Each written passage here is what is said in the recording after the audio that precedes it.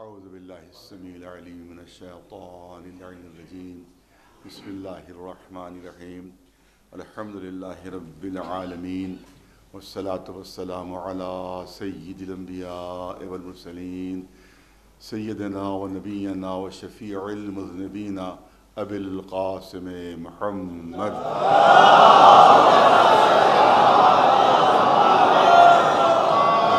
الطيبين الطاهرين المعصومين أما بعد فقد قال الله سبحانه تبارك وتعالى في كتابه المبين وهو أصدق القائلين ويقول الذين كفروا لولا أنزل عليه آية من ربه إنما أنت منذر ولكل قوم هاد صلوات بھیج دیں بر محمد.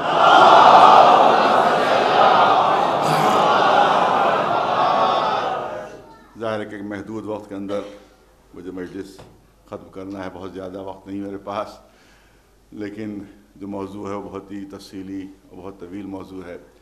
کوشش کروں گا کہ اس کو سمیٹ کر اور مختصر وقت میں آپ کے سامنے پیش کیا جائے. سورہ رعد کی یہ آیہ کریمہ ہے کہ جس میں اعلان ہو رہا ہے کہ کافر کہتے ہیں یقول الذین کفروا لولا انزل علیہ آیۃ من ربہ. ان کافروں کا دعویٰ یہ ہے کہ جو اپنے کو رسول کہہ رہے ہیں، جو اپنے کو نبی کہہ رہے ہیں، جو اپنے کو اللہ کا نمائندہ کہہ رہے ہیں، ان کے اوپر اللہ کی طرف سے کوئی آیت، کوئی نشانی، کوئی معجزہ، کوئی دلیل، کوئی ثبوت کیوں نہیں نازل ہوتا. یعنی گویا ان کفار و مشرکین کے کہنے کا مطلب یہ تھا کہ ہم ان کو کیسے نبی مان لیں، کیسے رسول مان لیں، کیونکہ ان کے پاس تو کوئی معجزہ نہیں ہے، ان کے پاس تو کوئی اللہ کی طرف سے دی ہوئی نشانی نہیں ہے، اللہ کی طرف سے دی ہوئی کوئی آیت نہیں ان کے پاس، نہ ان کے پاس کوئی دلیل ہے، نہ ان کے پاس کوئی ثبوت ہے. لہذا ان کو ہم رسول کیسے مان لیں، ان کو رسول کیسے تسلیم کریں. یہ ہے ان کا دعویٰ، یہ ہے کافروں مشرکوں کا دعویٰ. اچھا، اس کے جواب میں کیا کہا جاتا ہے کہ انما انت منذر، رسول آپ منذر ہیں. منذر کے معنی عذاب الہی سے ڈرانے والا. منذر کے معنی عذاب الہی سے ڈرانے والا. آپ منذر ہیں، اور ہم نے اپنا فریضہ ربوبیت ادا کرتے ہوئے ہر قوم کے لیے رہبر و ہادی بھیج دیے ہیں. اب یہاں پر ماشاءاللہ سبھی پڑھے لکھے حضرات ہیں، علماء بھی تشریف فرما ہے. یہاں پر سوال یہ ہوتا ہے کہ کافروں کا دعویٰ کیا ہے، مشرکوں کا دعویٰ کیا ہے کہ اس رسول کے پاس کوئی معجزہ ہی نہیں، ان کے پاس کوئی دلیل نہیں ہے، ان کے پاس کوئی ثبوت نہیں ہے. تو اب ہونا کیا چاہیے تھا کہ جواباً اللہ کی طرف سے حکم آنا چاہیے تھا رسول اللہ کے لیے کہ اے رسول، ان کو جھوٹا ثابت کرنے کے لیے آپ زیادہ سے زیادہ معجزے پیش کیجیے، آپ زیادہ سے زیادہ دلیلیں پیش کیجیے تاکہ ان کی جھوٹ کھل جائے، یہ جھوٹے ثابت ہو جائیں. زیادہ سے زیادہ نشانیاں جو ہم نے دی ہیں آپ کو، وہ نشانیاں دکھائیے تاکہ ان کی بات غلط ثابت ہو جائے. مگر یہ نہیں کہا گیا. یہ بہت غور طلب بات ہے. یہ نہیں کہا گیا کہ زیادہ سے زیادہ معجزے دکھائیے، زیادہ سے زیادہ ثبوت پیش کیجیے، زیادہ سے زیادہ دلیلیں دیجیے اپنی نبوت کی. بلکہ کیا کہا جا رہا ہے، انما انت منذر، ہم نے آپ کو عذاب الہی سے ڈرانے والا بنا کر بھیجا ہے. ان کو آپ عذاب الہی سے ڈرائیے، ان کو عذاب الہی سے ڈرائیے. اب یہ کیا بات ہوئی؟ وہ کہہ رہے ہیں ان کے پاس کوئی دلیل نہیں، ان کے پاس کوئی معجزہ نہیں، ان کے پاس کوئی ثبوت نہیں، ان کے پاس اللہ کی طرف سے کوئی دی ہوئی نشانی نہیں، اور قدرت کی طرف سے اعلان ہو رہا ہے کہ آپ ان کو عذاب الہی سے ڈرائیے، عذاب الہی سے ڈرائیے. اس میں کیا مصلحت ہے، اس میں کیا راز ہے؟ بہت توجہ رہے. اس میں راز یہ ہے کہ دراصل یہ انکار کرنے والے کافر اور مشرک جانتے تھے کہ یہ رسول ہیں. بہت توجہ رہے، بہت توجہ. معلوم تھا کہ یہ رسول ہیں، ان کو علم تھا کہ رسول ہیں، معلوم تھا کہ اللہ کے نمائندے ہیں، مگر اپنی ضد میں، اپنی ہر دھرمی میں، اپنے غرور میں وہ انکار کر رہے تھے، اور ہر معجزے کے لیے کچھ نہ کچھ بہانہ کر دیتے تھے. کبھی کہہ دیتے تھے کہ جادوگری ہے، کبھی کہتے تھے کہانت ہے، کبھی کچھ، اور ہر معجزے کا انکار کر دیتے تھے. تو اب رسول اللہ کو یہی کہا جا رہا ہے کہ دیکھیے یہ جانتے ہیں کہ آپ رسول ہیں، ان کو معلوم ہے کہ آپ رسول ہیں، ان کو معلوم ہے کہ آپ ہماری طرف سے بھیجے ہوئے ہیں، صرف ضد اور ہٹ دھرمی ہے ان کی۔ لیکن اب یہ جملہ استعمال کیا جا رہا ہے کہ ان کی ضد اور ہٹ دھرمی کے خلاف انہیں عذاب الہی سے ڈرائیے۔ بہت توجہ ہے، ان کی ضد ہے، یہ صرف ان کی یہ صرف ہٹ دھرمی ہے کہ جس کی وجہ سے یہ آپ سے منکر ہیں، آپ کا انکار کر رہے ہیں، آپ کے رسالت کے منکر ہیں اور ہر معجزے کا انکار کر دیتے ہیں۔ ورنہ اے رسول آپ تو وہ ہیں کہ جن کا ہر قدم معجزہ ہے، آپ تو وہ ہیں کہ جن کا ہر عمل معجزہ ہے، جن کے کردار کا ہر رخ معجزہ ہے، کہ جن کے حیات کا ہر پہلو معجزہ ہے۔ صلوات بھیجے مولانا آواز۔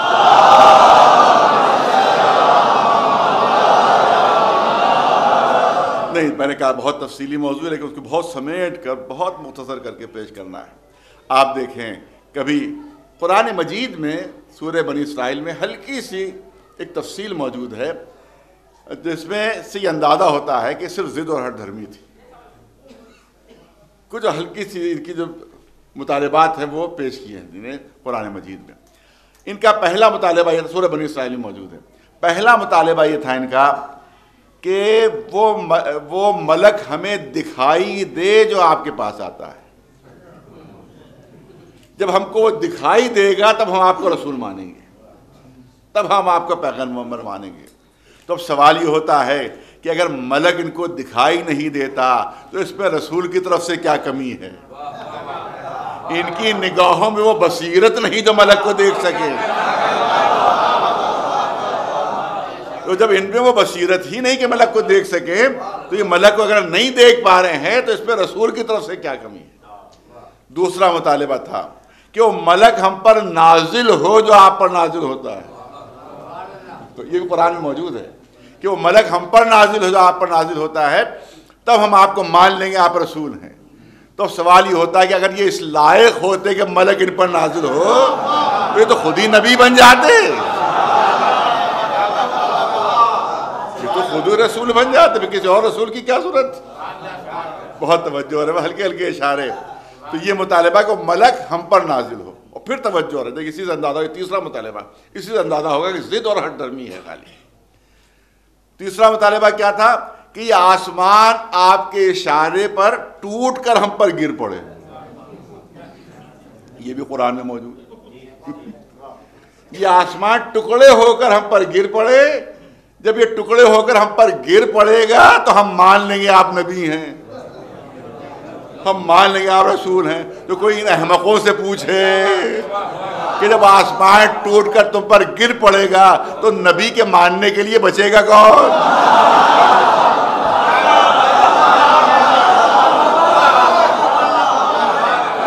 وہی ضد، دیکھیں اسی کی مثال ہے، وہی ضد اور ہٹ دھرمی کہ آسمان ٹوٹ کر ہم پر گر پڑے، ہم مان لیں گے آپ نبی ہیں، آپ رسول ہیں۔ آپ کے اشارے کے اوپر ہمارے لیے ان صحراؤں میں باغات لگ جائیں کہ اس میں نہریں جاری ہو، اور صرف یہ نہیں بلکہ مطالبہ آپ کے اشارے پر ہمارے لیے پورا سونے کا محل بن جائے، چھوٹا موٹا فلیٹ نہیں، پورا محل۔ آپ کے اشارے پر خالص سونے کا ایک پورا محل بن جائے ہمارے لیے، ہم مان لیں گے آپ رسول ہیں۔ مطلب یہ تھا کہ فائدہ پہنچائیے تو مانیں، بہت توجہ ہے، نفع پہنچائیے تو مانے۔ تو گویا رسول کو بھی آج کا کوئی سیاسی لیڈر سمجھ لیا تھا کہ عہدہ دیجئے تو پارٹی میں آئے۔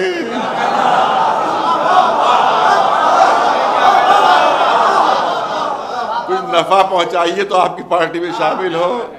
اب یہی مطالبہ رسول سے ہو رہا ہے کہ فائدہ پہنچائیے تو ہم آپ کو نبی مان لیں گے، نفع پہنچائیے تو نبی مان لیں گے، ہم مسلمان ہو جائیں گے۔ تو جملہ نظر کرنا چاہتا ہوں کہ نبی ہدایت کے لیے آتا ہے، رشوت دے کے مسلمان بنانے کے لیے نہیں آتا۔ بہت توجہ، بہت کم وقت میں بات کو مکمل کرنا ہے۔ تو کبھی دیکھیے پوری توجہ رہے، کبھی کہہ رہے ہیں ایک پروپیگنڈا ہوتا ہے شاعر ہیں یہ، کبھی یہ پروپیگنڈا جادوگر و کاہن ہیں یہ، کبھی یہ پروپیگنڈا کہ مجنون و دیوانے ہیں۔ میں پڑھے لکھے مجمع کی بھرپور توجہ چاہوں گا۔ یہ جو پروپیگنڈے ہوتے تھے، یہ رسول کے خلاف جو تبلیغ ہوتی تھی، یہ جہالت میں نہیں ہوتی تھی، بلکہ اس کے پیچھے بہت گہرا منصوبہ اور پوری گہری سازش تھی۔ رسول اللہ کے خلاف یہ پروپیگنڈا کیا جاتا تھا کہ جادوگر کاہن ہیں، یہ شاعر ہیں، یہ مجنون اور دیوانے ہیں۔ یعنی اس پروپیگنڈے کے ذریعے سے چاہتے تھے کہ رسول کے کردار کو معاذ اللہ مسخ کر دیا جائے، ان کے کردار کو ختم کر دیا جائے، غلط پروپیگنڈے کے ذریعے سے ان کے کردار کشی کر دی جائے، کردار کو ختم کر دیا جائے، جس کو آج کی اصطلاح میں کیریکٹر ایسیسینیشن کہتے ہیں۔ اس کا مطلب یہ ہے کہ صرف آج کے زمانے والوں ہی کو نہیں علم کہ غلط پروپیگنڈے کے ذریعے سے کس طرح سے کردار کشی ہوتی ہے، اس فن سے مکے والے بہت پہلے سے واقف تھے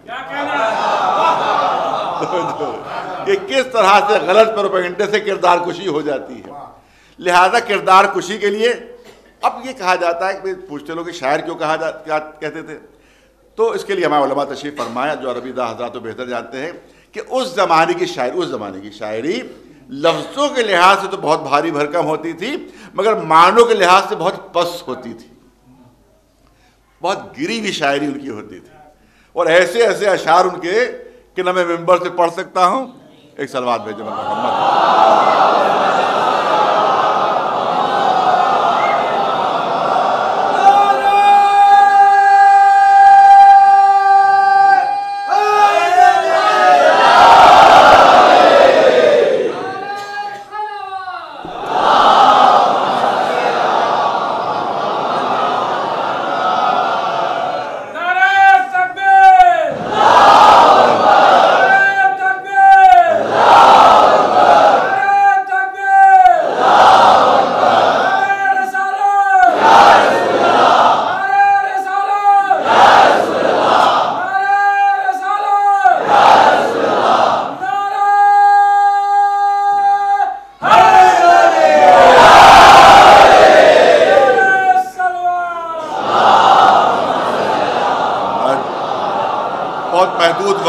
بہت محدود وقت ہے، اسی میں بات کو مکمل کرنا ہے، تو کبھی شاعر مشہور کریں، کبھی جادوگر و کاہن مشہور کریں، کبھی مجنون و دیوانہ مشہور کریں۔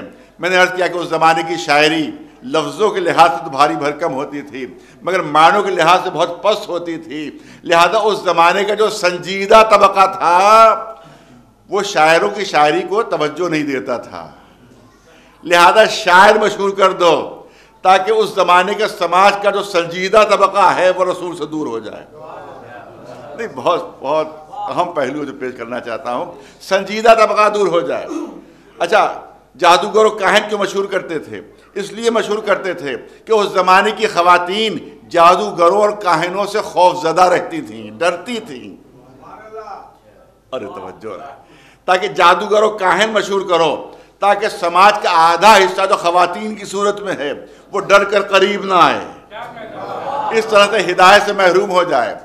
اور مجنون و دیوانہ اس لیے مشہور کرتے تھے کیونکہ بچوں کی فطرت یہ ہے کہ دیوانوں سے ڈرتے ہیں، لہذا دیوانہ مشہور کر دو تاکہ بچے قریب نہ آنے پائیں۔ شاعر مشہور کرو تاکہ سماج کا سنجیدہ طبقہ دور ہو جائے۔ جادوگر و کاہن مشہور کرو تاکہ خواتین دور ہو جائیں۔ مجنون و دیوانہ مشہور کرو تاکہ بچے دور ہو جائیں۔ ادھر یہ مکر ہو رہا ہے، ادھر یہ سازش ہو رہی ہے، ادھر اللہ کی طرف سے اعلان ہوتا ہے وَمَكَرُوا وَمَكَرَ اللَّهُ وَاللَّهُ خَيْرُ الْمَاكِرِينَ۔ ارے بھرپور توجہ چاہوں گا، اگر تم مکر کرنے والے، اگر تم سازش کرنے والے، تو تمہاری ہر سازش کا توڑ کرنے والا، توجہ چاہتا ہوں، ہر سازش کا توڑ کرنے والا اللہ پہلے سے موجود۔ قدرت نے ہر سازش کا توڑ رسول کو پہلے سے فراہم کر دیا تھا، ہر پروپیگنڈے کا توڑ اللہ نے پہلے سے فراہم کر دیا تھا۔ شاعر مشہور کرتے تھے تاکہ سنجیدہ طبقہ دور ہو جائے، اسی لیے سردار عرب ابو طالب کو پہلے سے ساتھ ساتھ کیا کہ اب سردار عرب سے بڑھ کر سنجیدہ کون شخصیت ہو سکتی ہے، جو پہلے سے رسول کے ساتھ ساتھ۔ اور جادوگر و کاہن مشہور کرتے تھے تاکہ خواتین قریب نہ آنے پائیں، اس لیے ملکہ عرب جناب خدیجہ کو پہلے سے ساتھ ساتھ کر دیا تاکہ سازش کا توڑ پہلے سے موجود رہے. اور مجنون و دیوانہ مشہور کرتے تھے کہ بچے قریب نہ آنے پائیں، اسی لیے کہ 10 برس کے بچے کو ایک سلوات بلند آواز سے محمد.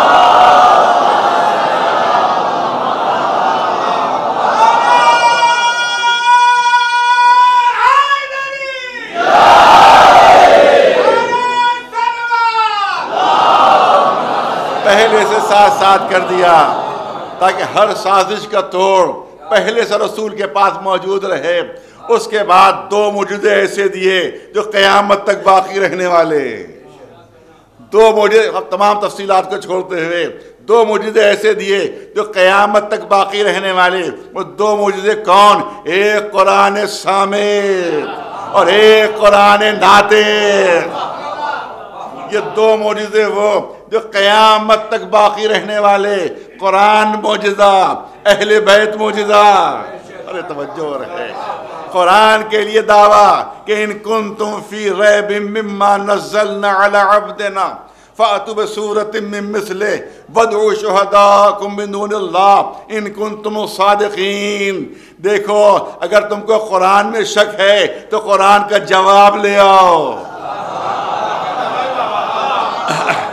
قرآن کا جواب لے آؤ.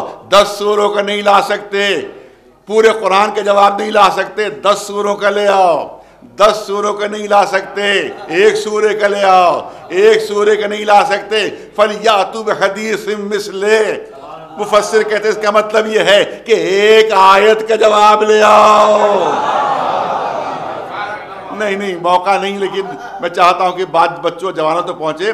جب درسگاہ کا اعلان ہوا ہی ہے تو اس کے لحاظ سے موضوع ہونا چاہیے. ایک صلوات بھیجے بلند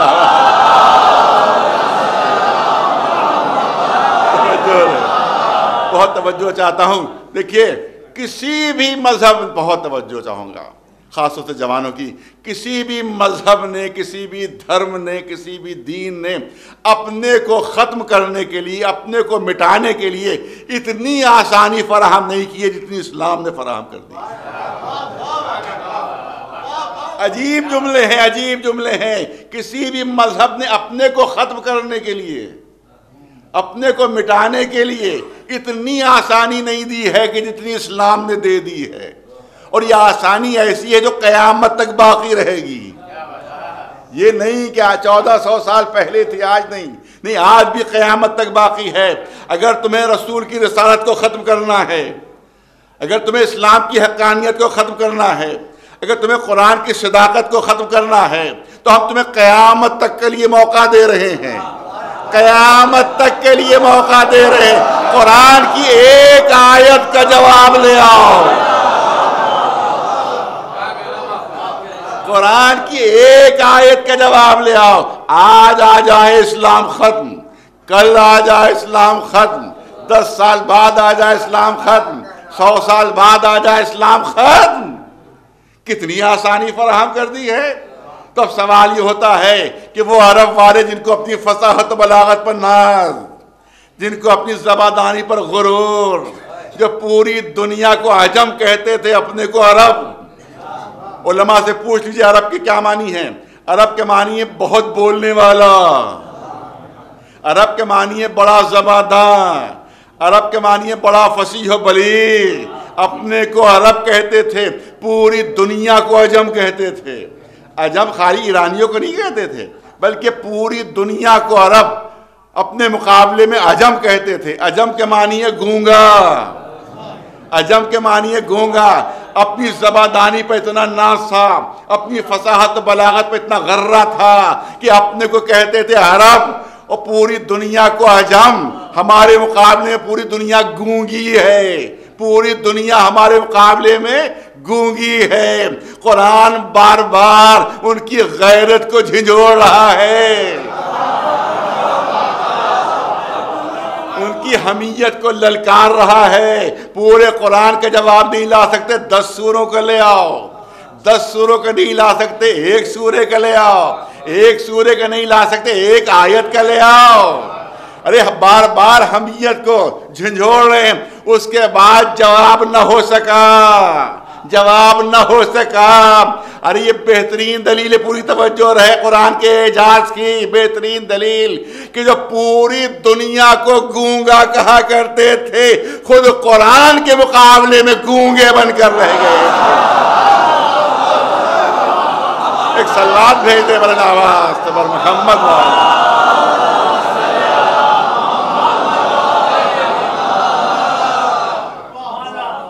اب دیکھیے کوئی آسان راستہ اگر موجود ہوتا ہے تو کوئی عقل مند جانچ بوجھ کے کوئی خطرناک راستہ اختیار نہیں کرتا۔ فرض کیجئے مجھے آنا تھا لکھنؤ سے، آج پھر مثال پیش کر رہا ہوں، تو ایک تو ہائی وے ہے خوبصورت بنا ہوا، اس سے آنا تھا، اور ایک ایسا راستہ ہے جو دیہاتوں کے اندر سے ہوتا ہوا، جنگلوں کے اندر سے ہوتا ہوا کہ جہاں خطرہ بھی موجود ہے، ڈاکو بھی ہو سکتے ہیں وہاں، لوٹنے والے بھی ہو سکتے ہیں وہاں، سب کچھ ہو سکتا ہے۔ تو اب اگر اتنا آسان راستہ موجود ہے تو میں اسی راستے سے آؤں گا، وہ راستہ تو نہیں اختیار کروں گا جہاں ڈاکو لوٹ لے۔ لیکن اگر کسی وجہ سے یہ راستہ بند ہو جائے اور مجھے یہاں آنا ہی آنا ہے، ورنہ ناراض ہو جائیں گے ہمارے منتظر جعفری صاحب، لہذا اب مجبوراً وہ خطرناک راستہ اختیار کروں گا۔ بہت توجہ رہے، بہت توجہ رہے۔ تو جب اسلام نے عربوں کو اتنا آسان راستہ دے دیا تھا، ایک آیت کا جواب لے آؤ، اسلام ختم ہو جائے گا، رسول کی رسالت ختم ہو جائے گی، قرآن کی حقانیت ختم ہو جائے گی۔ تو جب اتنا آسان راستہ تمہیں دے دیا تھا تو پھر تم اتنی جنگیں کیوں لڑ رہے ہو؟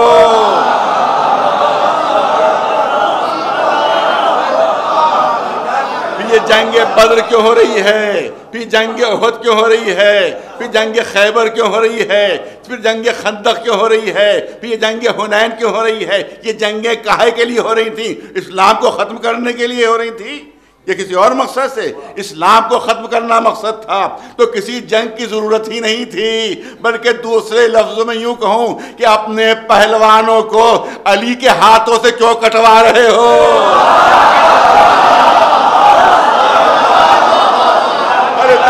چاہوں گا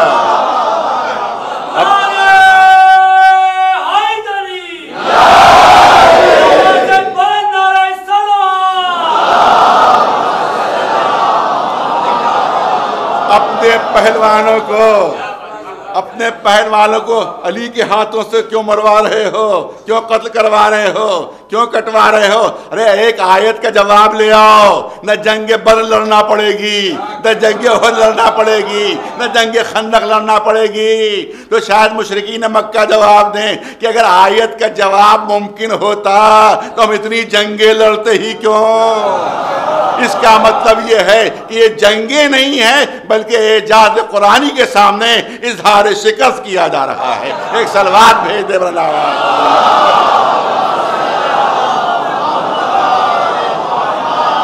نہیں، نوجوان توجہ دیں، نوجوان توجہ دیں، آج بھی موقع ہے دشمنان اسلام کو، آج بھی موقع ہے۔ قرآن کی ایک آیت کے جواب میں ایک آیت لے آئیں، اسلام ختم ہو جائے گا۔ آج بھی موقع موجود ہے۔ پھر یہ ایٹم بم کی دھمکی کیوں ہے؟ ارے بہت توجہ۔ پھر یہ ہائیڈروجن بم کی دھمکی کیوں ہے؟ پھر یہ امریکی بحری بیڑے کی دھمکی کیوں ہے؟ پھر یہ بمباریوں کی دھمکیاں کیوں ہیں؟ یہ دھمکیاں خود بتا رہی ہیں، ارے توجہ رہے، یہ دھمکیاں خود بتا رہی ہیں کہ اگر ہمارے لیے جواب ممکن ہوتا تو ہم یہ دھمکیاں دیتے ہی کیوں؟ اس کا مطلب یہ ہے کہ آج بھی باطل قرآن کے سامنے اعلان شکست کر رہا ہے۔ ایک صلوات بھیج دے بلند آواز۔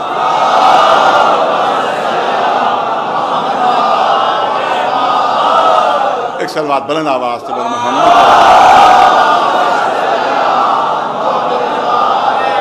اچھا، یہ نہ سمجھیے کہ کوشش نہیں کی تھی ان لوگوں نے، نہیں، زبردست بھرپور کوشش کی تھی کہ قرآن کا جواب لیں۔ اس کے لیے تاریخ میں واقعہ ہے بہت دلچسپ جو میں چاہوں گا جلدی سے پیش کر دیا جائے۔ آج بھی جو حضرات حج کے اوپر تشریف لے جاتے ہیں وہاں آج بھی ایک بازار ہے، اس کا نام ہے بازار عکاظ، آج بھی موجود ہے۔ پرانے زمانے میں یہاں پر میلہ لگا کرتا تھا، جہاں تجارت کا سامان آیا کرتا تھا اور وہاں تاجر اپنا سامان بیچنے کے لیے لاتے تھے، وہاں مقابلے بھی ہوا کرتے تھے۔ پہلوانی کا مقابلہ، تیر اندازی کا مقابلہ، تلوار بازی کا مقابلہ، اور اسی میں شعر و شاعری کا مقابلہ بھی ہوتا تھا.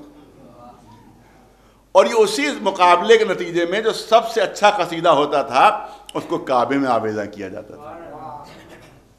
7 رسول اللہ کی بعثت کے بعد 7 قصیدے کعبے میں آویزاں تھے، لیکن صرف ایک چھوٹا سا سورہ کوثر جب وہاں پر آویزاں کیا گیا تو سب نے اپنے اپنے قصیدے اتار لیے تھے. وہ اس کی تفصیل نہیں عرض کرنا، تو وہ بات دوسری طرف چلی جائے گی. توجہ چاہوں گا. اب لوگ جوق در جوق مسلمان ہو، خاص طور سے جوان طبقہ مسلمان ہو رہا ہے.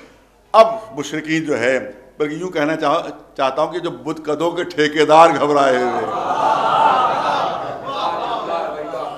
بت قدوں کے ٹھیکیدار گھبرائے کہ ہمارا کیا ہوگا، سب مسلمان ہو جائیں گے تو ہماری آمدنی کیا ہوگی، پھر ہمیں کہاں سے کوئی پوچھے گا. لہذا تمام شاعروں کو اور ادیبوں کو انہوں نے جمع کیا جو کاز میں آئے ہوئے تھے، اور کہا کہ بھئی ایک نوجوان ہے جس نے ایک نئے دین کا دعویٰ کیا ہے، اور اس کے بعد اس کا دعویٰ یہ کہ جو کلام پیش کر رہا ہے اس کا جواب نہیں ہو سکتا.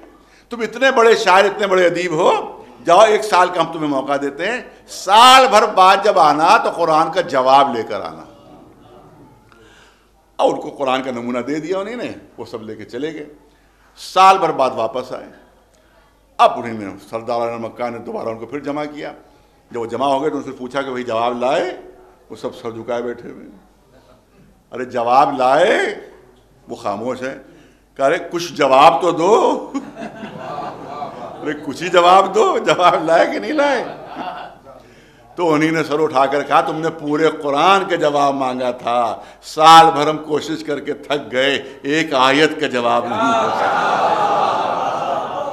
ایک آیت کا جواب نہیں ہو سکا. پھر انہیں سردار مکہ نے کہا، بہت تفصیل اس کو شارٹ کر کے پیش کر رہا ہوں. سردار مکہ نے کہا کہ دیکھو ایک شخص جو گفتگو کرتا ہے تو بھول جاتا ہے کہ پہلے کیا کہا تھا. 3 سال پہلے کیا بولے تھے، 3 سال بعد کچھ اور بول دیا. 4 سال پہلے کیا کہا تھا، 4 سال بعد کچھ اور کہہ دیا.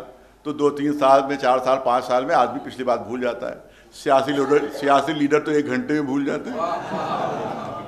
1 گھنٹے پہلے کیا کہا تھا انہوں نے، 1 گھنٹے بعد کچھ اور کہنے لگتے ہیں. ابو علی سینا بے انتہا ذہین، بے انتہا بڑا عالم. اس نے جو اپنی کتاب الشفا لکھی تو علماء کہتے ہیں کہ پہلے صفحے پر کچھ لکھا اور 5ویں صفحے میں بالکل اس کا الٹا لکھ دیا. وہ بھول ہی گیا پہلے صفحے میں نے کیا لکھا تھا. تو بڑے سے بڑا عالم کنٹراڈکشن ہو جاتا ہے، بڑے سے بڑا عالم اس کے کلام میں تضاد ہو جاتا ہے. لہٰذا یہ انسانی کلام ہے، اس میں کہیں نہ کہیں تضاد، کہیں نہ کہیں کنٹراڈکشن ہوگا. لہذا تم پھر جاؤ 1 سال کے لیے، 1 سال بعد آنا تو اس میں اگر کوئی کنٹراڈکشن تضاد پایا جاتا ہو بتانا. سال بھر بعد پھر آ گئے وہ. اب پھر سرداران مکہ ان کو جمع کیا، بھائی بتاؤ کچھ لائے؟ وہ پھر سر جھکائے بیٹھے ہوئے. آخر میں جب بہت زیادہ اصرار کیا سردار مکہ نے تو انہیں جھنجلا کر کہا کہ اگر نہ ہو تو کیا اپنی طرف سے جوڑ دیں.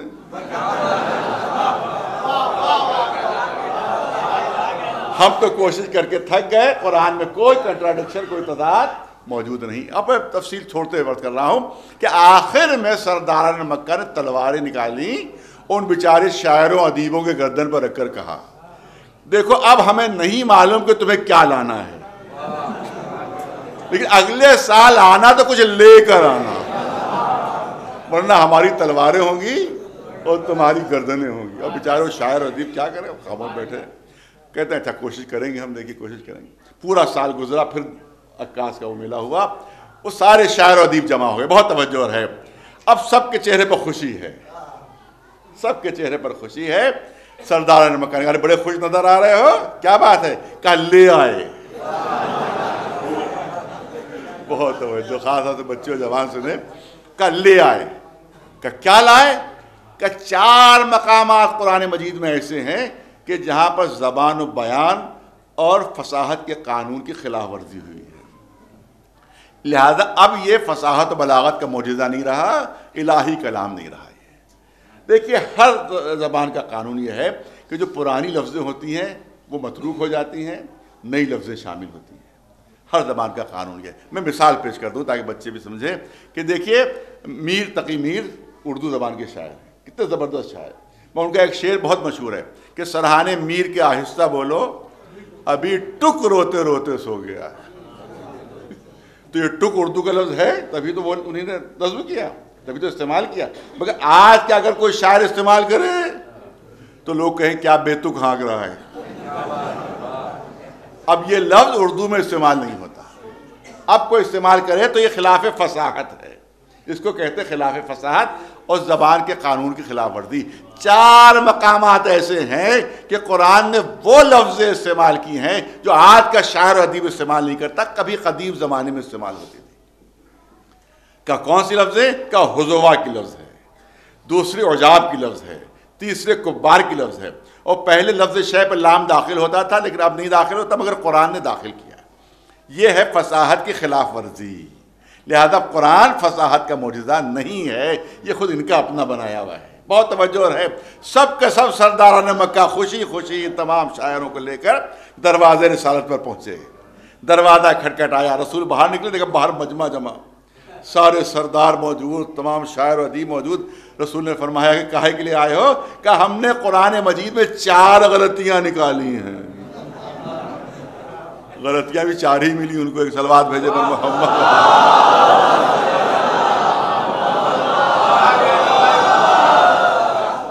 ہم نے قرآن مجید میں 4 غلطیاں نکالی ہیں. لہذا اب یہ آپ ہی کا کلام ہے, اللہ کا کلام نہیں. رسول نے نہیں, بہت توجہ ہے, بہت توجہ ہے, رسول نے نہیں پوچھا کہ کیا غلطیاں لائے ہو. کیا غلطیاں بعد میں بتانا, غلطیاں بعد میں بتانا.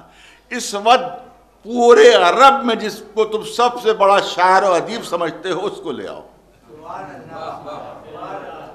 جس کو تم سب سے بڑا شاعر و ادیب سمجھتے ہو اس کو لے آؤ.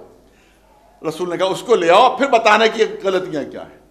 اب انہیں نے آپس میں مشورہ کرنا شروع کیا. تو لبید نام کا ایک شاعر تھا جس کا 100 برس کا سن ہو چکا تھا. وہ اپنے گھر سے نہیں نکلتا تھا, نہ آپ کسی میلے میں شریک ہوتا تھا, بلکہ کسی کو اپنی اگر اصلاح کروانا ہوتی تھی تو اپنا کلام اس کو دے دیتے تھے. اور سب سے بڑا شاعر و ادیب اس وقت وہ مسلم الثبوت شاعر و ادیب تھا, سب سے بڑا.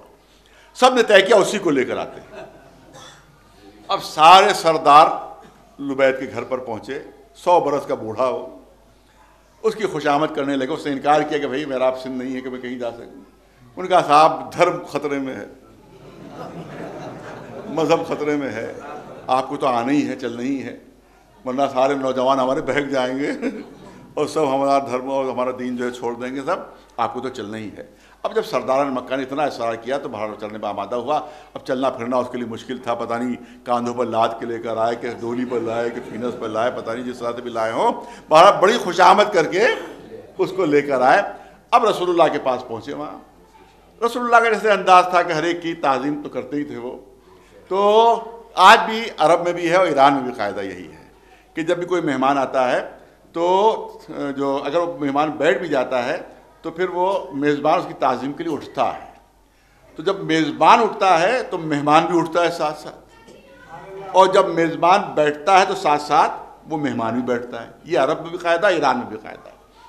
اب یہ لبید جو وہاں پہنچا تو اس کا دماغ آسمان پر تھا کہ اتنے بڑے بڑے سرداران عرب مجھے خوشامد کر کے لے کر آئے ہیں, تو لہذا مسلمانوں کا رسول میری بڑی تعظیم کرے گا, میری بڑی تکریم ہوگی. مگر رسول اللہ نے کوئی لفٹ ہی نہیں دی, نو لفٹ,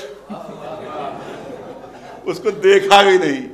اب یہ کھڑا ہوا انتظار کر رہا ہے کہ اب میری تعظیم کے لیے اٹھیں گے, جیسے کہ عرب کا قاعدہ تھا, وہاں کی جیسی تہذیب تھی.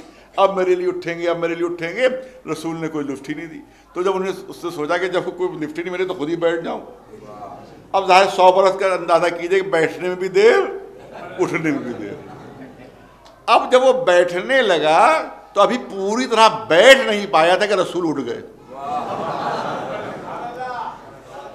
اب عرب کے قانون کے لحاظ سے اس کو بھی اٹھنا تھا. اب اس نے بھی اٹھنا چاہا, ابھی پوری طرح اٹھ نہیں پایا تھا کہ رسول بیٹھ گئے. اب پھر اس نے بیٹھنا چاہا, ابھی پوری طرح بیٹھنے نہیں پایا تھا, رسول پھر اٹھ گئے.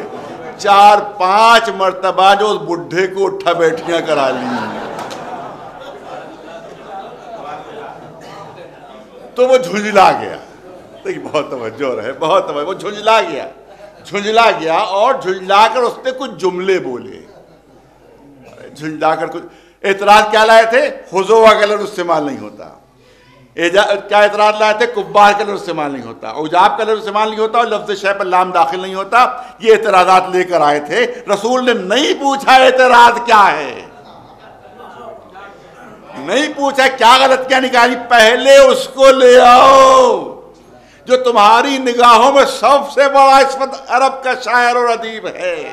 جب خود اپنی پسند کا لے کر آئے, وہ سب سے بڑا شاعر ادیب اس کو سمجھتے تھے.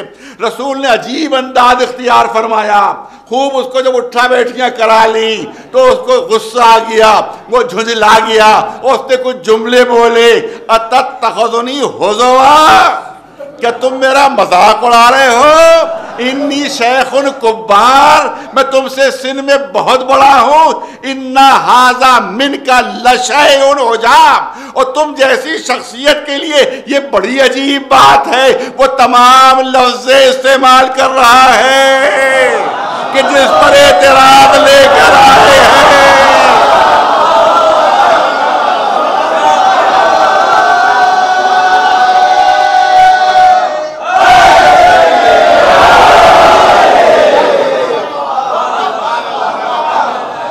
ساری لفظیں استعمال کی کہ جس پر اعتراض لے کر آئے تھے, گویا بغیر پوچھے اعتراض کا جواب دے دیا کہ تمہارا اعتراض یہ کہ اب یہ لفظیں کوئی شاعر و ادیب استعمال نہیں کرتا, قرآن نے استعمال کر دی, تو خود تمہارا لایا ہوا عرب کا سب سے بڑا شاعر ان لفظوں کو کیوں استعمال کر رہا ہے؟ بغیر پوچھے جواب دے دیا. تو نتیجہ یہ نکلا کہ اگر قرآن معجزہ ہے تو محافظ قرآن کو بھی معجزہ ہی ہونا چاہیے. ایک صلوات بھیج دے برنواز.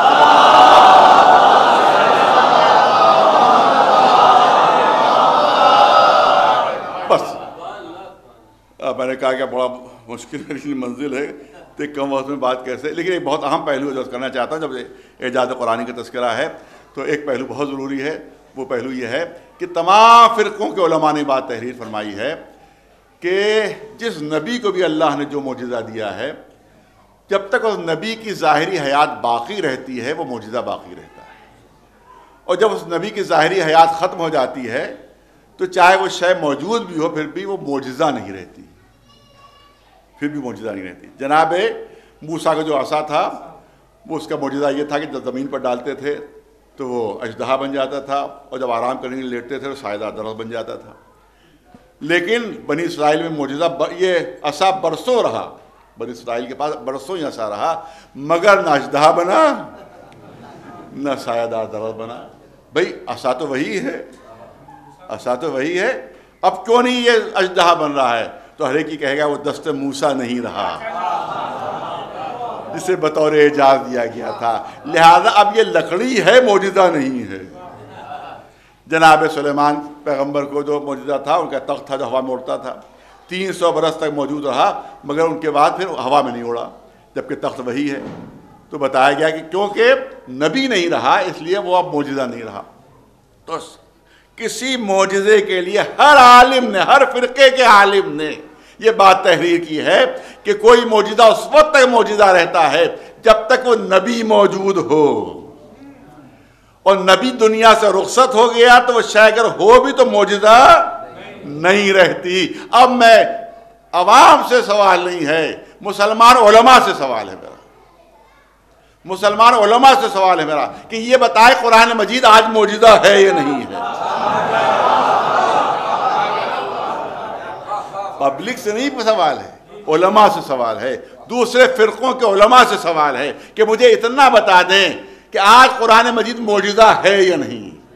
اگر کوئی مسلمان کہہ دے کہ آج معجزہ نہیں تو فوراً فتویٰ ہو جائے گا اسلام سے خارج ہو گیا. 10 برس بعد معجزہ نہیں رہے گا, اسلام سے خارج. 100 برس بعد معجزہ نہیں رہے گا, اسلام سے خارج. اس کا مطلب مسلمان رہنے کے لیے ضروری ہے یہ عقیدہ رکھنا کہ آج بھی معجزہ اور قیامت تک معجزہ رہے گا. تو میں کہتا ہوں پھر وہ نبی کہاں ہے؟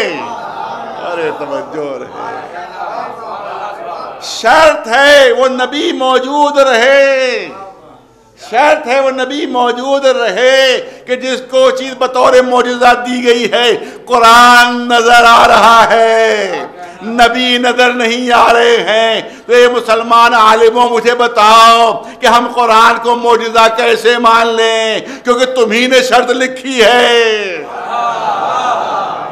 ارے توجہ رہے، تمہیں نے شرط لکھی ہے کہ کوئی شے اس وقت تک معجزہ رہتی ہے کہ جس نبی کو معجزہ دیا گیا ہے وہ نبی موجود ہو.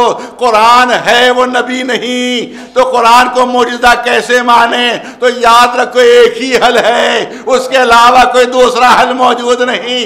کہ اگر قرآن کے اعجاز کو بچانا ہے، اگر قرآن کے اعجاز کو بچانا ہے اور اسی کے ذیل میں اپنے اسلام کو بچانا ہے تو ماننا پڑے گا کہ ہر زمانے میں کوئی محمد موجود رہے گا.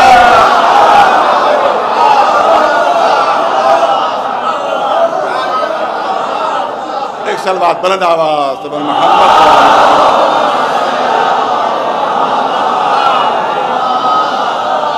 بس اس موضوع کے آخری جملے ورنہ ظاہر ہے کہ پھر بات مکمل نہیں ہو پائے گی. آپ دیکھیں ہر شے کے چار وجود ہوتے ہیں. ہر چیز کے علماء نے بتایا، فلاسفہ نے بتایا، منطقیین نے بتایا کہ ہر شے کے چار وجود ہوتے ہیں. ایک وجود ہوتا ہے مکتوبی، ایک وجود ہوتا ہے ملفوظی، ایک وجود ہوتا ہے ذہنی، اور ایک وجود ہوتا ہے حقیقی اور خارجی. ایک مکتوبی ہوتا ہے، ایک ملفوظی ہوتا ہے، ایک ذہنی ہوتا ہے، اور ایک حقیقی ہوتا ہے. مثال پیش کروں، میں نے کاغذ کے اوپر لکھا پانی، کاغذ پر لکھا پانی. اب یہ پانی کا مکتوبی وجود ہے، یعنی کاغذ پر لکھا ہوا. میرے سامنے کاغذ آیا، میں نے پڑھا پانی، یہ پانی کا ملفوظی وجود ہے، زبان سے ادا کیا ہوا. میں نے ذہن میں تصور کیا پانی، یہ پانی کا ذہنی وجود ہے. اور جو یہاں جگ میں پانی رکھا ہوا ہے یہ پانی کا حقیقی وجود ہے. ارے نہیں توجہ نہیں دی آپ حضرات نے. پانی لکھا یہ مکتوبی وجود، پانی کا لفظ پڑھا لکھا ہوا جو رکھا ہوا تھا پڑھا اس کو، یہ ہے ملفوظی وجود. ذہن میں پانی کا تصور کیا یہ ہے پانی کا ذہنی وجود. اور جو گلاس میں موجود، جو اس پر جگ میں موجود، یہ ہے پانی کا حقیقی وجود. مجھے اتنا بتائیے کیا پانی لکھنے سے پیاس بجھی؟ کیا پانی لکھنے سے پیاس بجھی؟ نہیں. 1000 بار بھی پانی پانی پانی لکھ دو پیاس نہیں بجھے گی. کیا پڑھنے سے پیاس بجھی؟ 1000 مرتبہ میں پڑھوں پانی پانی پانی پیاس نہیں بجھے گی. کیا ذہن میں تصور کروں پانی کا اور پیاس بجھ جائے گی؟ نہیں، اس سے بھی پیاس نہیں بجھے گی. تو اس کا مطلب ہے 3 وجود ایسے ہیں کہ جو کسی کام کے نہیں ہیں.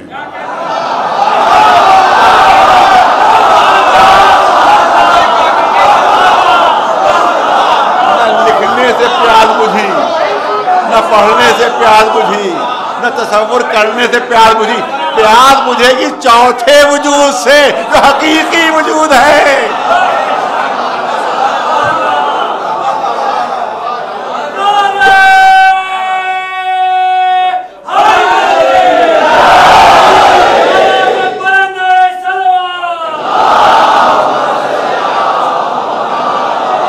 اصلی وجود ہے، اس سے پیاس بجھے گی. تو جب ہر شے کے 4 وجود، بہت توجہ بس اس سے آخری جز ہے، جب ہر شے کے 4 وجود تو قرآن کے بھی 4 وجود ہونا چاہیے. قرآن کے بھی 4 وجود، مکتوبی، ملفوظی، ذہنی اور حقیقی.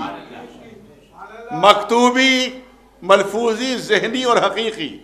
مکتوبی لکھا ہوا، پھر بچوں کے لیے مکتوبی لکھا ہوا، ملفوظی پڑھا ہوا، ذہنی ذہن میں جو موجود ہو، حقیقی جو سامنے ہو وہ حقیقی ہے. تو یہ قرآن جو ہمارے گھروں میں ہے، جو مسجدوں میں ہے، جو امام باڑوں میں ہے، یہ ہے قرآن کا مکتوبی وجود. لکھا ہوا، کاغذ پر لکھا ہوا، یہ ہے قرآن کا مکتوبی وجود. یہ قرآن کا مکتوبی وجود. جب ہم تلاوت کرتے ہیں تو یہ ہے قرآن کا ملفوظی وجود. یہ قرآن کا ملفوظی وجود. اور جب حافظان کرام اس کو ذہن میں محفوظ کرتے ہیں تو یہ قرآن کا ذہنی وجود. تو 3 وجود تو مل گئے. اب قرآن کا اصلی وجود کہاں ہے؟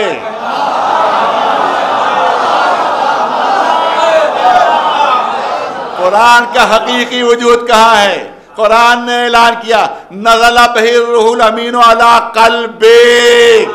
اے رسول ہم نے آپ کے قلب پر قرآن نازل کیا. اس کا مطلب خود رسول قرآن کا حقیقی وجود. ارے توجہ رہے.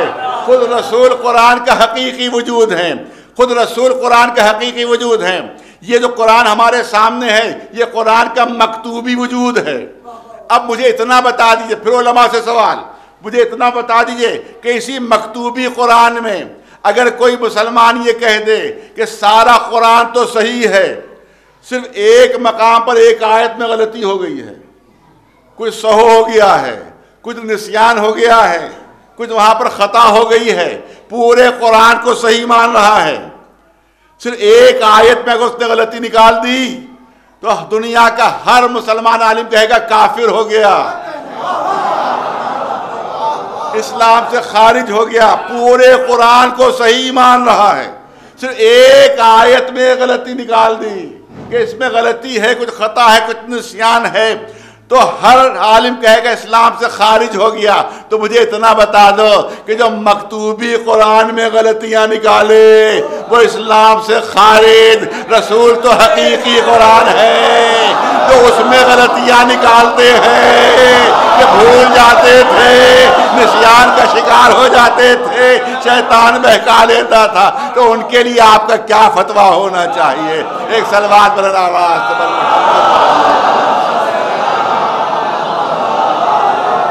بس جلدی سے عرض کر دوں، جلدی سے بات کو مکمل کر دوں.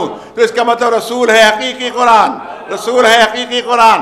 اب قرآن کے لیے کہا گیا قاف والقرآن المجید، یہ قرآن مجید ہے. لقد آتیناک سبع من المثانی والقرآن العظیم، یہ قرآن عظیم ہے. انہ لقرآن کریم، یہ قرآن کریم ہے. تو قرآن کو عظیم، مجید اور کریم کہا گیا. اور خود رسول ہی حقیقی قرآن ہے. تو اس کا مطلب رسول ہی مجید ہیں، رسول ہی کریم ہیں، رسول ہی عظیم ہیں. ارے توجہ رہے، توجہ رہے. یہی لفظ عرش کے لیے بھی استعمال ہوئی ہیں. ذو العرش المجید، یہ عرش جو ہے مجید ہے. رب العرش الکریم، یہ عرش جو ہے وہ کریم ہے. رب العرش العظیم، یہ عرش جو ہے وہ عظیم ہے. تو عرش کو بھی مجید کہا گیا، عرش کو بھی عظیم کہا گیا، عرش کو بھی کریم کہا گیا. رسول کو بھی عظیم کہا گیا، رسول کو بھی مجید کہا گیا، رسول کو بھی عظیم کہا گیا. وہ اب عرش اور رسول برابر ہو گئے. ارے نہیں توجہ. اب گویا عرش اور رسول برابر ہو گئے؟ نہیں، برابر نہیں ہوئے. کیوں برابر نہیں ہوئے؟ کیونکہ یہی عرش جو ہے رسول کی جوتیوں کے نیچے، یہی عرش رسول کی نالین کے نیچے، یہی عرش رسول کی جوتیوں کے نیچے. کسی نے سے پوچھا گیا کہ عرش عظیم و کریم و مجید کیوں ہے؟ تو انہوں نے کہا کہ کیونکہ عرش کے نیچے ساری عزتیں ہیں، ساری شرافتیں ہیں، ساری کرامتیں ہیں. اس لیے عرش جو ہے کریم ہے، عظیم ہے، مجید ہے. ساری عزتیں عرش کے نیچے ہیں، عرش اس کے اوپر ہے. ساری شرافتیں عرش کے نیچے ہیں، عرش اس کے اوپر ہے. ساری کرامتیں عرش کے نیچے ہیں، عرش اس کے اوپر ہے. لہذا عظیم و کریم و مجید ہے. اور اسی عرش کے اوپر رسول کے نالین. اس کا مطلب ہے اب جس کو بھی جو عزت ملے گی وہ رسول کی جوتیوں کے طفیل. نہیں، بات مکمل ہوئی، پوری توجہ چاہوں گا. عرش پر رسول کے قدم، کعبہ و ادنا پر رسول کے قدم. اے آدم بتائیے اس رسول کی بلندی کیا ہے؟ آدم کہیں گے ہم ہیں عرش کے نیچے اور اس کے قدم ہے عرش کے اوپر. میں کیا جانوں کہ اس کی بلندی کیا ہے؟ اے نوح آپ بتائیے کہ اس رسول کی بلندی کیا ہے؟ نوح گھبرا کر کہیں گے کہ میں ہوں عرش کے نیچے، اس کے قدم عرش کے اوپر، مجھے کیا معلوم کہ اس کی بلندی کیا ہے؟ اے ابراہیم آپ آئیے، وہ کہیں گے پہلے آسمان سے آگے نہیں بڑھا، مجھے کیا معلوم جو قاب قوسین پہ جا رہا ہے. اس کی بلندیاں کیا ہیں؟ اے موسیٰ آپ بتائیے، اے عیسیٰ آپ بتائیے۔ ارے سب پیچھے ہٹ رہے ہیں، کیوں؟ اس لیے کہ جو عالم نقص میں ہوتا ہے وہ عالم کمال کو نہیں سمجھ سکتا، لیکن جو عالم کمال میں ہوتا ہے وہ نقص کی ساری منزلوں کو سمجھتا ہے۔ ایک 8واں پاس نہیں سمجھتا ہائی اسکول کیا ہے، جو ہائی اسکول اس کو نہیں معلوم انٹر کیا ہے، جو انٹر اسے نہیں معلوم بی اے کیا ہے، جو بی اے اسے نہیں معلوم ایم اے کیا ہے، جو ایم اے اسے نہیں معلوم پی ایچ ڈی کیا ہے، لیکن جو پی ایچ ڈی کی ڈگری رکھتا ہے اسے معلوم ہے کہ ایم اے کیا ہے، اسے معلوم ہے بی اے کیا ہے، اس کو معلوم ہے انٹر کیا ہے، اس کو معلوم ہے ہائی اسکول کیا ہے۔ ایک بچے سے پوچھئے جوانی کیا ہے، وہ نہیں سمجھ پائے گا جوانی کیا ہے۔ جوان سے پوچھے بڑھاپا کیا ہے، وہ بڑھاپے کی تشریح نہیں کر پائے گا، لیکن جو بڑھاپے کے عالم ہے اسے معلوم ہے کہ جوانی کیا ہے، اسے معلوم ہے کہ بچپنا کیا ہے۔ تو جو عالم نقص میں ہوتا ہے وہ عالم کمال کو نہیں سمجھ سکتا، لیکن جو عالم کمال میں ہوتا ہے وہ نقص کی ساری منزلوں کو جانتا ہے۔ اب ہر نبی پیچھے ہٹ رہا ہے کہ ہم ہیں عرش کے نیچے، رسول کے قدم ہے عرش کے اوپر، ہم اس کی بلندی کیا جانیں۔ تو اب سمجھ میں نہیں آ رہا ہے کہ اس رسول کی بلندی بیان کرے تو کون کرے؟ توجہ چاہ رہا ہو، اس کی بلندی بیان کرے تو کون کرے؟ کوئی نبی نہیں بتا سکتا، وہی بتا سکتا ہے کہ جس کے قدم اس کے دوش کے اوپر آ رہے ہیں۔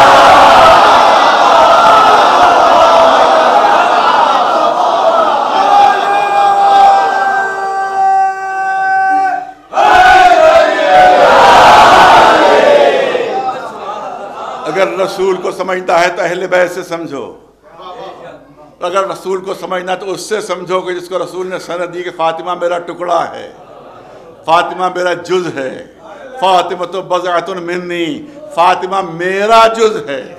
یہ کبھی کبھی ترجمہ غلط کر دیا جاتا ہے کہ فاطمہ شہزادی کے لیے کہا رسول نے کہ میرے جگر کا ٹکڑا ہے، میرے دل کا ٹکڑا ہے۔ نہیں، رسول نے یہ نہیں کہا جگر کا ٹکڑا، یہ نہیں کہا دل کا ٹکڑا، فرمایا میرا ٹکڑا۔ کیا فرق ہو گیا؟ اگر جگر کا ٹکڑا کہا ہوتا تو بات جسم تک محدود رہتی، اگر دل کا ٹکڑا کہا ہوتا تو بات جسم تک محدود رہتی، اور انسان جسم و روح کا مجموعہ ہے، لہذا کہا میرا ٹکڑا ہے جس میں جسم بھی شامل ہے اور روح بھی شامل ہے۔ اس کا مطلب جو رسول کے جسمانی خصوصیات ہیں وہ بھی فاطمہ زہرا میں موجود ہیں، اور جو روحانی کمالات ہیں وہ بھی موجود ہیں۔ اب صحیح بخاری میں 2 صفتیں لکھی ہوئی، بہت توجہ، صحیح بخاری میں 2 صفتیں لکھی ہوئی ہیں رسول کے جسم کی، کہ اصحاب کرام بھی بیٹھے ہوئے ہیں اور رسول اللہ بھی تشریف فرما ہے۔ مکھیاں آ رہی ہیں، اصحاب پر بیٹھ رہی ہیں، مگر رسول کے جسم پر نہیں بیٹھ رہی۔ صحیح بخاری کی حدیث، اصحاب کے جسم پر بیٹھ رہی ہیں، رسول کے جسم پر نہیں بیٹھ رہی ہیں۔ مچھر آ رہے ہیں، اصحاب کو کاٹ رہے ہیں، مگر رسول کے قریب بھی نہیں جا رہے ہیں۔ جتنے بھی حشرات ہیں تب ان کے جسم پر آ رہے ہیں، مگر رسول کے جسم پر نہیں آ رہے ہیں۔ اصحاب نے حیرت سے کہا اللہ کے رسول، ارے ہمارے اوپر تو مکھیاں بھنبھنا رہی ہیں، ہمارے اوپر تو مچھر بھی آ رہے ہیں، وہ بھی کاٹ رہے ہیں، حشرے بھی آ رہے ہیں، لیکن آپ کے جسم نہ آج تک کسی مکھی کو بیٹھے دیکھا، نہ کبھی کسی مچھر کو بیٹھے دیکھا، نہ کسی حشرے کو۔ رسول نے، صحیح بخاری کی حدیث، رسول نے فرمایا کہ ان کو اللہ نے میری معرفت دے دی ہے۔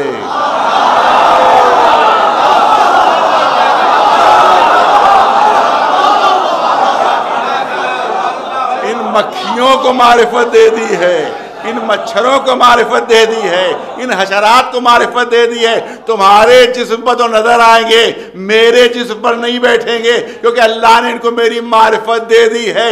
اس کا مطلب ہے ایک مکھی کو معلوم ہے کہ رسول اور ہوتا ہے، امتی اور ہوتا ہے۔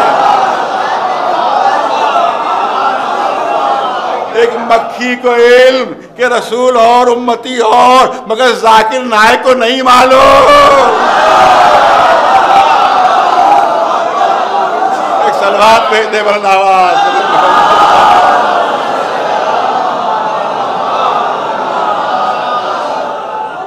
دوسری صفت یہ کہ جسم کا، یہ بھی صحیح بخاری میں، جسم میں سایہ نہیں۔ کسی بہت بزرگ صحابی سے پوچھا کہ رسول کے جسم میں سایہ کیوں نہیں تھا؟ کا مصلحت الہیہ یہ ہے کہ کسی کے پیر رسول کی پرچھائی پر نہ پڑیں، کسی کے قدم رسول کی پرچھائی پر نہ پڑیں۔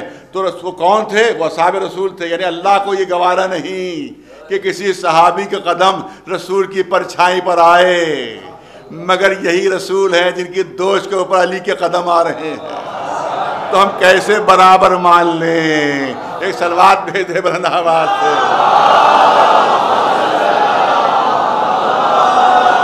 پھر دنیا یہ منظر دیکھ رہی، یہ ہے اہل بیت، یہ ہے قرآن ناطق۔ دنیا منظر دیکھ رہی ہے کہ کلما دخلت فاطمہ قام الیہ رسول اللہ، جب بھی فاطمہ زہرا تشریف لاتی ہیں اللہ کے رسول تعظیم کے لیے اٹھ رہے ہیں۔ نہ صرف تعظیم کے لیے اٹھ رہے ہیں بلکہ ہاتھوں کو بوسہ دے رہے ہیں، نہ صرف ہاتھوں کو بوسہ دے رہے ہیں بلکہ اپنی جگہ پر بٹھا رہے ہیں۔ یہ ہے عظمت و شرف اہل بیت کی، یہ ہے مرتبہ شہزادی کونین کا کہ رسول اللہ تعظیم کے لیے اٹھ رہے ہیں۔ گرانی پلے عصمت میں اتنی تھی کہ دیکھا ہے، گرانی پلے عصمت میں اتنی تھی کہ دیکھا ہے، پے تعظیم اٹھ جاتا تھا وزن مرسل اعظم۔ یہ ہے مرتبہ شہزادی کونین، یہ ہے مرتبہ شہزادی کونین کہ جس کے لیے رسول تعظیم کے لیے اٹھ رہے ہیں، جس کو کہہ رہے ہیں یہ میرا، جس نے اس کو اذیت دی اس نے مجھے اذیت دی۔ شہزادی آپ دیکھیں کہ جسمانی اذیتیں بھی ہیں، روحانی اذیتیں بھی ہیں۔ کیسی روحانی اذیت پہنچی ہوگی کہ جب بعد وفات رسول اللہ آنے والوں نے آ کر کہا ہوگا اے علی رسول کی بیٹی سے کہہ دیجئے یا دن کو رویا کریں یا رات کو رویا کریں، کیونکہ ان کے رونے سے ہمارے کاروبار زندگی میں فرق آ رہا ہے، ہمارے کاروبار میں فرق آ رہا ہے۔ مولا علی نے مسلمانوں کا پیغام پہنچا دیا۔ شہزادی نے عجیب حسرتناک جواب دیا، فرماتی ہیں اے علی جا کر ان مسلمانوں سے کہہ دیجئے انہیں زیادہ دنوں کی زحمت نہیں ہے، میں ان کے درمیان زیادہ زندہ رہنے والی نہیں ہوں۔ لیکن مولا نے یہ اہتمام فرمایا کہ صبح ہوتے جنت البقیع لے جاتے تھے، شام ہوتے واپس لے آتے تھے۔ ایک مرتبہ جو وقت غروب واپس لینے پہنچے تو دیکھا شہزادی کا رنگ زیادہ کچھ متغیر نظر آ رہا۔ مولا نے گھبرا کر کہا اے بنت رسول کیا بات ہے، آپ کے چہرے کا رنگ کچھ زیادہ متغیر نظر آ رہا ہے۔ فرمایا کہ علی شاید آپ نے غور نہیں کیا، دیکھا نہیں کہ جس درخت کے سائے میں دن بھر باپ کا ماتم کرتی تھی، رات میں کسی نے وہ درخت کاٹ دیا۔ میں نے دن بھر دھوپ میں باپ کا ماتم کیا، دن بھر دھوپ میں۔ میں شہزادی کی خدمت پہ ہاتھ جوڑ کر کروں گا اے شہزادی شکر کیجئے مدینہ ہے کربلا نہیں۔ کم از کم بیٹی کو اتنی اجازت تو ہے کہ دھوپ ہی میں صحیح باپ کا ماتم کر سکے، لیکن ذرا کربلا آ کر منظر دیکھیے، ننھی سی سکینہ، اگر آنکھ میں آنسو کا قطرہ بھی آتا ہے تو کبھی نوک نیزہ سے اذیت، کبھی تازیانوں سے اذیت۔ اب تفصیلی مسائب کا موقع نہیں، صرف 2-3 منٹ مسائب مجھے پڑھنا ہے، 2-3 منٹ، اور آپ بس توجہ کا آپ کی چاہتا ہوں، کوئی ایک رخ ہے جو عرض کرنا ہے۔ آخر میں اسلام، تاریخ اسلام کو سیاہ ترین باب کہ جب دروازے پر لکڑیاں جمع کی گئی، آواز دی گئی کہ علی کو نکالو ورنہ ہم گھر میں آگ لگا دیں گے۔ شہزادی نے فریاد کی اس گھر میں تو میرے چھوٹے چھوٹے بچے ہیں، اس گھر میں تو حسن و حسین ہیں، کیا بچوں سمیت گھر کو جلا دو گے؟ آنے والوں نے کہا کہ ہاں بچوں سمیت گھر کو جلا کر راکھ کر دیں گے۔ دروازے میں آگ لگائی گئی، دروازہ توڑا گیا۔ ظاہر ہے کہ 2 دن سے آپ یہی مصائب سنے، زیادہ تفصیل کی کوئی گنجائش نہیں ہے۔ دروازہ توڑا گیا، شہزادی دیوار و در کے درمیان آئیں، پسلیاں ٹوٹیں، جناب محسن کی شہادت ہوئی، شہزادی زمین پر گر پڑی۔ دوسری روایت اور بھی ہے، وہ کم پڑھی جاتی ہے۔ دوسری روایت یہ ہے کہ جب دروازہ توڑا جا رہا تھا تو شہزادی بالکل دروازے سے لگی کھڑی ہوئی تھی، بالکل متصل کھڑی ہوئی تھی۔ یہ متصل کھڑا ہونا خود اس بات کی دلیل ہے کہ شہزادی کو تصور بھی نہیں تھا کہ میرے گھر کا دروازہ توڑا جائے گا، میرے گھر کا دروازہ توڑا جائے گا۔ بالکل لگی دروازے سے کھڑی تھی، بالکل متصل کھڑی تھی۔ اب جو دروازہ توڑا گیا تو دروازے میں ایک لمبی سی میخ تھی، ایک لمبی سی کیل تھی جو پسلیوں کے آر پار ہو گئی۔ شہزادی زمین پر گر پڑی، ایک ہاتھ پسلیوں پر، تفصیلی مسائب نہیں، بس چند اشاروں میں 2 منٹ کے اندر مسائب ختم ہوں گے۔ اب شہزادی زمین پر گری ہوئی ہیں، پسلیاں ٹوٹی ہوئی ہیں، ایک ہاتھ ٹوٹی ہوئی پسلیوں پر ہے. لوگ درانہ اندر گھس آئے، درانہ اندر گھس آئے. مولا علی کو گرفتار کیا، گرفتار کر کے لے جانے لگے. ظاہر دروازے ہی سے لے جائیں گے کہ جہاں پر فاطمہ زخمی عالم میں، زخمی حالت میں پڑی ہوئی، ایک ہاتھ پسلیوں پر ہے. بس تصور شرط ہے، توجہ چاہوں گا، ایک ہاتھ پسلیوں پر ہے. جیسے ہی گرفتار کر کے علی کو قریب سے لے جانے لگے، فاطمہ نے اپنا ایک ہاتھ بڑھایا، علی کا دامن تھام لیا. ایک ہاتھ پسلیوں پر، ایک ہاتھ میں علی کا دامن. میں علی کو جانے نہیں دوں گی، میں علی کو جانے نہیں دوں گی. آنے والوں نے سختی سے کہا اے فاطمہ علی کا دامن چھوڑ دو، اے فاطمہ علی کا دامن چھوڑ دو. شہزادی فرماتی نہیں نہیں، میں دامن نہیں چھوڑوں گی، میں علی کو جانے نہیں دوں گی. جب ان کو یقین ہو گیا کہ فاطمہ دامن نہیں چھوڑے گی تو کنفذ ملعون آگے بڑھتا ہے. ایک بھرپور تازیانہ شہزادی کے ہاتھ پر پڑا، شہزادی کا ہاتھ کوہنی سے شکستہ ہو گیا، دامن چھوٹا. علی کو گرفتار کر کے لے گئے عزاداروں. یہ ٹوٹا ہوا ہاتھ، ارے جب تک زندہ رہی اس ہاتھ سے کوئی کام نہیں لے سکی کیونکہ کوہنی سے شکستہ ہو گیا تھا. عزاداروں بس مجلس ختم کرو. ہاں شہزادی دنیا سے رخصت ہو گئی. مولا علی نے غسل دیا، کفن پہنایا، بچوں کو آواز دی اے بچوں قریب آ جاؤ، آخری بار اپنی ماں سے مل لو، آخری بار ملاقات کر لو، اب قیامت سے پہلے ملاقات نہیں ہوگی. بچے قریب آتے ہیں. ننھی سی زینب قریب آئی، ماں کو کفن میں لپٹے ہوئے دیکھا تو باپ کی طرف چہرہ اٹھا کر عجیب سوال کیا، اے بابا، اے بابا، میں نے کئی میتیں دیکھی کہ جن کو کفن میں لپیٹا جاتا ہے. جب ان کو لپیٹا گیا تو ان کے پیر بھی سیدھے کر دیے گئے، ان کے ہاتھ بھی سیدھے کر دیے گئے، مگر اے بابا آپ نے ماں کے پیر تو سیدھے کیے مگر ہاتھ سیدھا نہیں کیا. علی نے تڑپ کر کہا اے میری ننھی بچی زینب، تمہارے ماں کا ہاتھ سیدھا نہیں ہو سکتا، کوہنیوں سے ٹوٹا ہوا ہے، کوہنی سے شکستہ ہے. بس ہزاروں آخری جملے سنیے. ہاں مولا لے کر جنازہ چلے، عجیب غربت کا عالم ہے، صرف چند لوگ ساتھ ہیں. جنت البقیع میں پہنچے، قبر تیار تھی.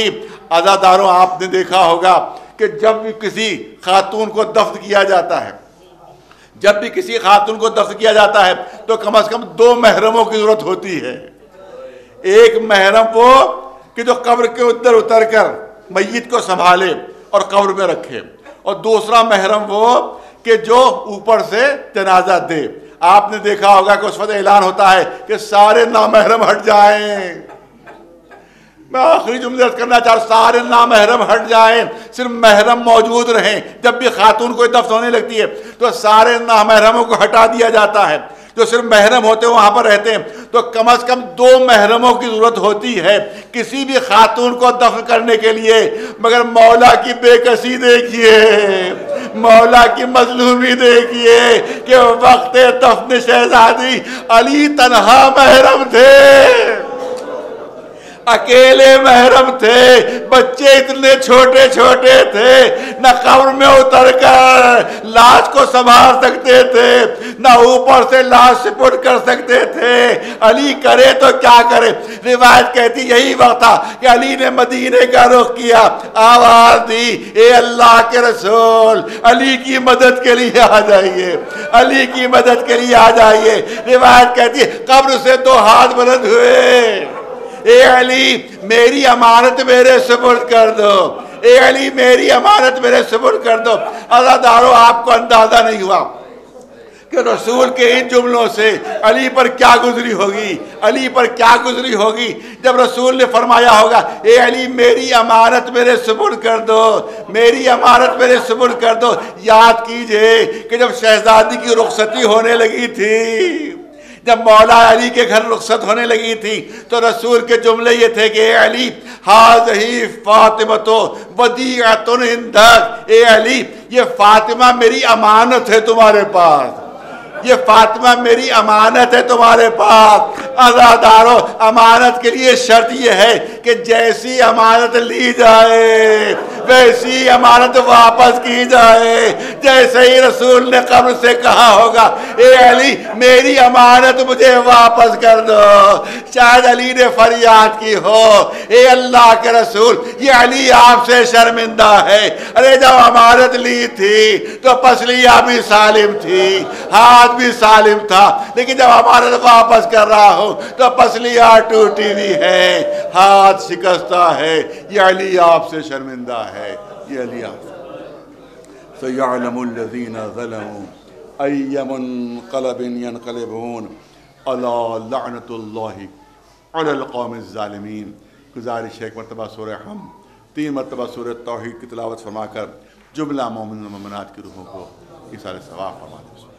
پالنے والے مجھے واسطہ چاہتا معصوم علیہ السلام کا کہ ہماری 2 دن و 3 دن کی جو عبادت ہے اس کو قبول فرما لے، پالنے والے ہمارے گناہوں کو معاف فرما دے، ہمیں نیک اعمال کی توفیقات عنایت فرما دے، ہمیں جو مریض انہیں شفا عنایت فرما دے، جو بے روزگار ان کو روزگار عطا فرما دے، جو باروزگار ان کو روزگار میں ترقی عنایت فرما دے، جتنے بھی یہاں پر حاضرین ہیں ان سب کی جو جائز دلی تمنا ہے پوری فرما دے۔